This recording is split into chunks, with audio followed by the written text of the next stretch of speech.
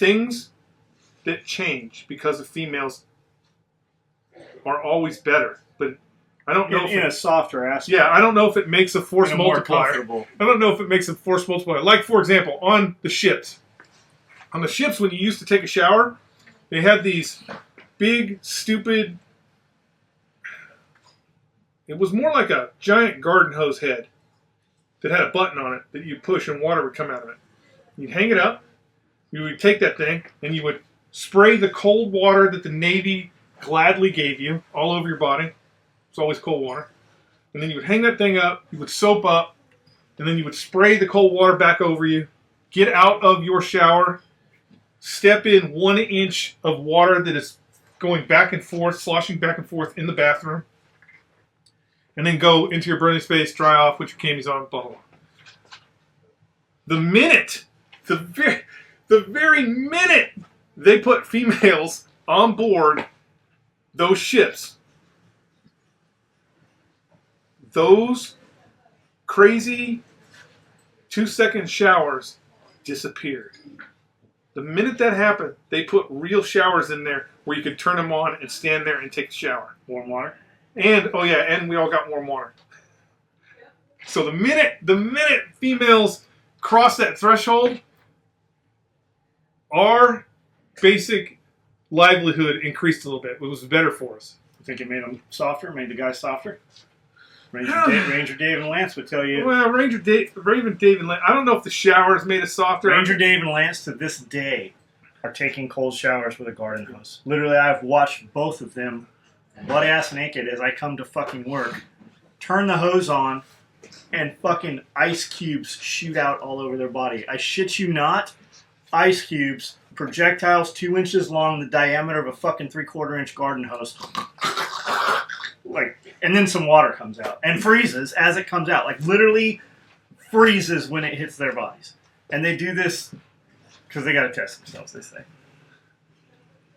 You know, the guy from ATAX was fucking Ranger Dave's platoon. Yes, Ranger Dave's platoon. We were swapping Ranger. He had Ranger Dave, like Terminator Ranger Dave. Terminator. On the motorcycle with a bunch of guns. I go, that motherfucker crossed the Arizona border checkpoint with ARs and shit and a shotgun. In scabbards exposed on the scabbards. There was no such thing as open carry back then. Like, I don't want to say that the showers made it softer. I think what made the Marine Corps softer, especially on the infantry side of the house, is when they started making barracks rooms instead of squad base. Barracks rooms make for nicer living, but we are not a college dormitory. Remember what I said before. The sole purpose of the military, the only purpose, it's not for parades, it's not for looking good in uniforms, it's not for handing out MREs in a hurricane. The sole purpose is to destroy the enemy, to kill them in the most horrific manner possible. That's the only purpose. It's the only reason why we have a military. It's the only reason why we spend billions and billions of dollars. Billions! Think about that. You can't even comprehend billions of dollars that we spend for national defense so that we can enforce our will around the globe. That's the sole purpose of the military, is to kill the enemy. And you need camaraderie to do that. If I'm going to be in the middle of the desert, 3 minutes away from one of the biggest armies in the world, I need that camaraderie. I need to know that everybody there is there for the same fucking reasons to kill the enemy. Period. I'm not because I'm here for the college fund, or I really like the way the barracks smell, or to kill the fucking enemy. And when the Marine Corps was in open squad base, yes, I know what all you Marines are going to say. It's so much nicer. The camaraderie that those platoons had was fucking 1,000 times better than any platoons or any Marine Corps units we have now. Not to say that our units aren't still kicking ass and taking names, but you're missing out on a lot of the stuff that you get by living in those open squad bays. What if they took them all 6 months prior to deployment and fucking put them in squad base? That would even help. They kind of do that. Like, anytime we don't we don't. New training. Yeah, we don't grenade anymore. We don't stuff people in C-130s in the middle of the night and be like, all right, we're flying to Panama and we're going to kill a bunch. We don't do that anymore. Now it's no test. Now it's all about. Well, it's. I don't want to say that we had a certain readiness back then that we don't have now, but back then you had a readiness where, so for example, if they said guys are fucking tore up. If they say 24 hours, they would be like 24 hours we're going to be fucking in Panama, or 24 hours we're going to be in Grenada.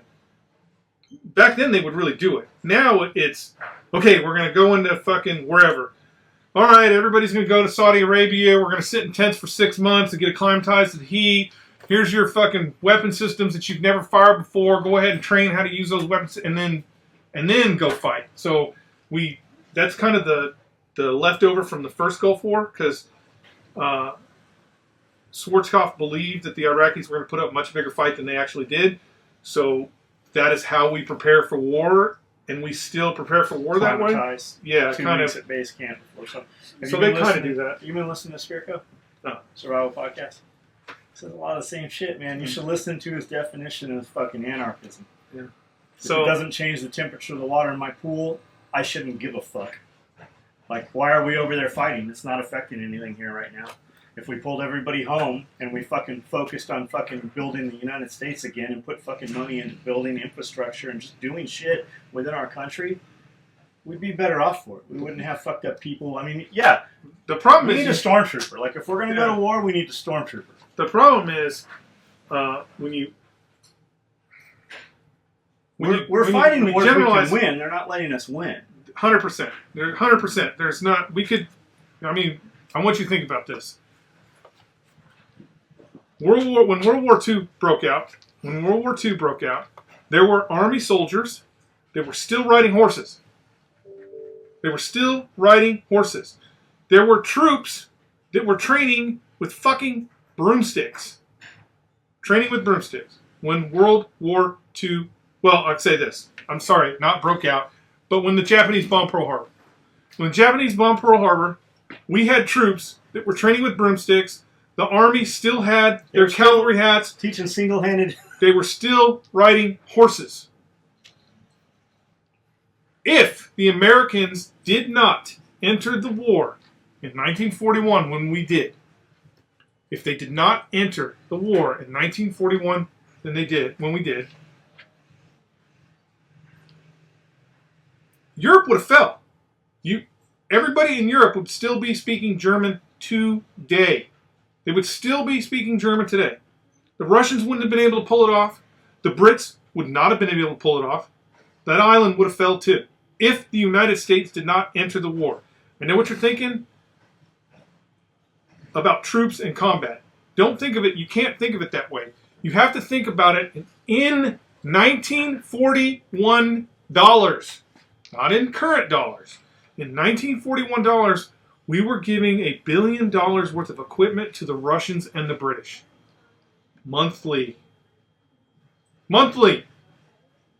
That equipment is the reason why they were able to put up a fight for so long and wait for us to get involved. Most people don't know this because they don't teach history anymore, because they don't want you to know your roots. But at that time, we were an isolationist country. Nobody wanted to get involved in World War II. We had a very dominant German population within the United States. The president was very worried about what would happen if we went to war with the Germans and we have all these Germans living in the United States. Who's the family that funded both sides of the war? Oh, no, it's not Rockefellers. It's the Rothschilds. Rothschilds. Look that shit up. And there's a TV show about had we not gone into the war. It's called Man in the High Castle. It's an Amazon TV show. It's pretty fucking crazy. I mean, the United States is split. Half of it's Germany, half of it's Japan. That would have never happened. The Germans and the Japanese would have never been able to take over the United States. But there would have been a good probability that they would all still be speaking German in France, Belgium, everywhere in Europe. There's a good possibility. What do we give a shit? You and I, right now, what do we fucking care?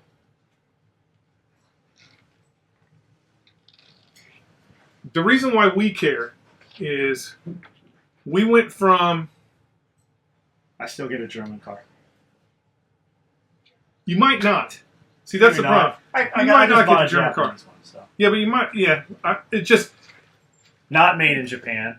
For you little bitches that are about to say something. there are things you really need to study history. There are things that happen. Which changes. The history that our kids are learning right now is different from the history we learned, and it's different from the history my grandmother told me, who was there when it happened. You really have to understand how the geopolitical, how things changed after or during World War One.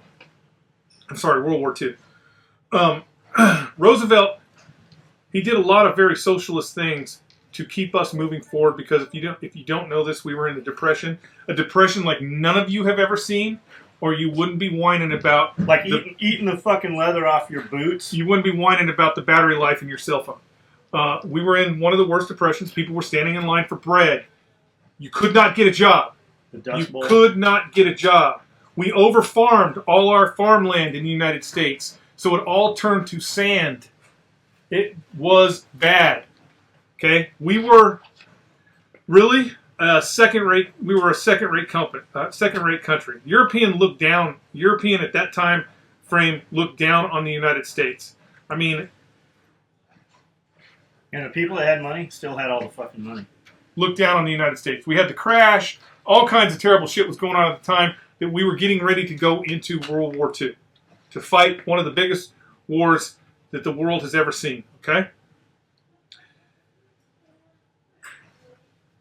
England was totally afraid at that time. England was totally afraid at that time that the Germans were actually going to attack England and take over the country. Churchill was worried. But because the United States was not in the conflict, because we were, we could still guarantee loans. So one of the big things about fighting war is you have to have two things. You have to have people, and you have to have money. If you don't have either one, if you're missing one of those two things, it's really hard to fight war, because war costs money. So the United States was able to guarantee loans. At that time, prior to us entering the war, we were guaranteeing loans for both the British and the Germans. So we were guaranteeing loans that they were taking out to buy steel, to make helmets, to make bullets, to make bombs, to do all that shit. Same thing with the Japanese. We were actually sending our scrap steel at that time. We were sending our scrap steel to Japan, who was then hammering it into 500-pound bombs that they were going to use to drop on Pearl Harbor. So we were sending them steel and oil. They were getting a lot of oil from the United States. A lot of people don't know that. But Winston Churchill, there was a period of time when Dunkirk happened where it really looked like the Germans were going to win the war. We're not in the war yet. We're pretending that we're neutral, even though Roosevelt was secretly sending supplies and munitions to the British and its allies. But we're kind of neutral. If the Germans could take over Europe prior to us getting there, there was a good chance that we wouldn't be able to do anything. Without the jumping off point of England, we could not have invaded fucking Normandy. It wouldn't have happened. We would have had to attack England, kick the Germans out of England, so it would have been a much bigger problem.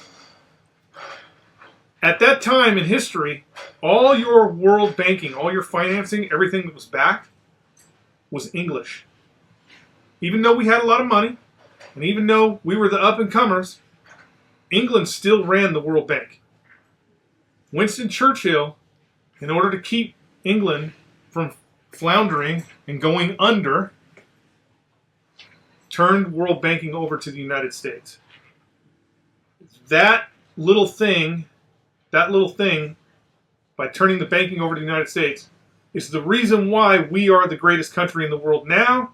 Well, we also had to win World War II, but having the control of the purse strings for the entire world is the reason why we are as big and dominant in the world as we are today.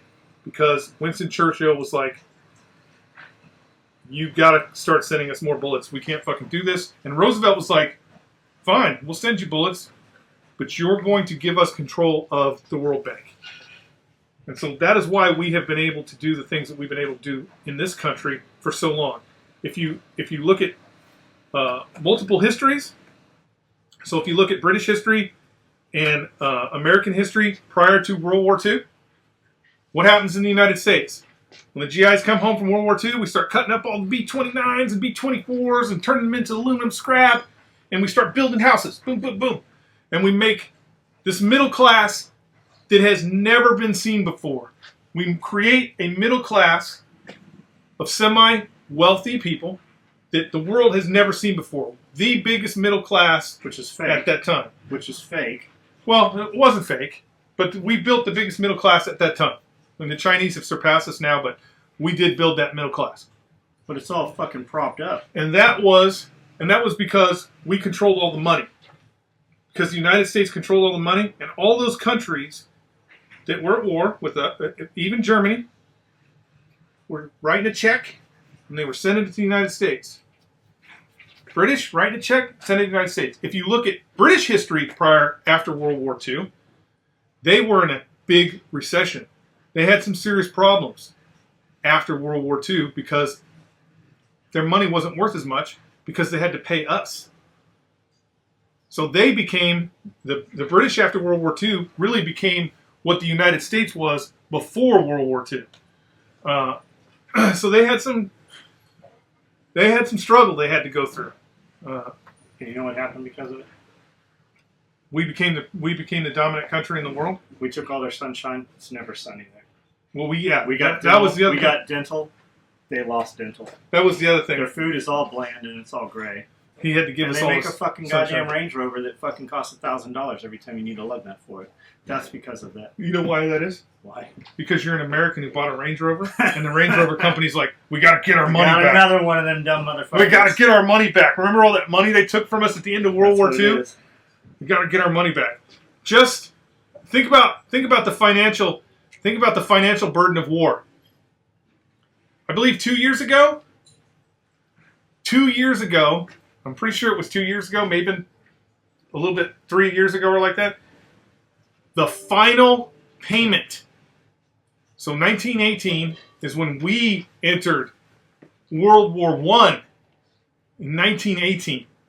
Just recently, they made the final payment on that war. On World War I. On World War I. There are countries today, to include Germany, who are still paying for World War II. All right. Crazy. Give her a sentence. Don't be a fool, stay in school. I don't know that we really actually mean that. Give her a real one. Stay. I don't think we really mean. Do you mean that? I mean, it's the way we're going. You're gonna have 30-year-old fucking grown adults with $100,000 in debt and a fucking degree they started out in, and the fucking the degree, like that job field doesn't even exist anymore. Yeah, but you're not taking into consideration Bernie Sanders. So when Bernie gets elected president, he's gonna get rid of all that college debt. No one's gonna have college debt. It's all gonna be free, and it'll be fine. We can just stop all this bullshit. Let's That's just go why, back to like, school. that's why you want to come to school? Come to our school. That's why all my credit cards are maxed out. Because nobody's gonna come after me for credit cards in the zombie apocalypse. I actually believed that when I moved here. I believed the society was going to collapse. That's why we moved here. That's why we bought all that food. That's why we did everything we fucking did. That's why I lived like I was fucking homeless for fucking 6 years. That's why. Like, I believed society was going to collapse. And then I heard Jack Spirko, and he's part of the reason I moved here as well. And the book Lights Out, David Crawford. And James Yeager. I mean, we settled here because of James. But I believed that was coming. Then I heard him say, if times get tougher, even if they don't. And he said somewhere along the way, he goes, I'm tired of living like the world's going to end. He goes, so now that we're prepared kind of for the world to end, let's live like we're going to actually, the world's not going to end. And that's when you guys all saw the change. You started seeing us do more shit and put more product out and fucking going places and having things. Like, we lived, when I came home, fucking, like, we didn't have shit. Like, literally, like, when they talk about sleep, I've slept on floors. Like, we did that shit. I ate MREs for fucking 30 days because we didn't have fucking any other choice. I would drive to my shop and literally not have fuel to drive home. So we did that shit. But I don't know that stay in school is the fucking answer. Stay in school, don't get fooled. put this part in too, so they know how we do this shit. Take all that shit and chop it up into 15 or 20 minutes. Try and stop at a fucking cliffhanger so they listen to the next one. And don't edit any of that. And don't use any of the stuff that was in the kitchen. Use every fucking bit None of of the stuff that was in the kitchen. None of the stuff. Are you fucking around? We can't do any of this without it. I don't want moms calling me up about their little princesses. Hold on. If you want to complain in the notes, and I'll personally tell you to eat a dick. And I'll set up a Scully email address so that if you're such a little cunt that you can't come here and take issue with what he said, you can just email it and nobody will fucking answer you, but you'll feel better. Or go to fucking church. Talk to him at church. Talk to your church.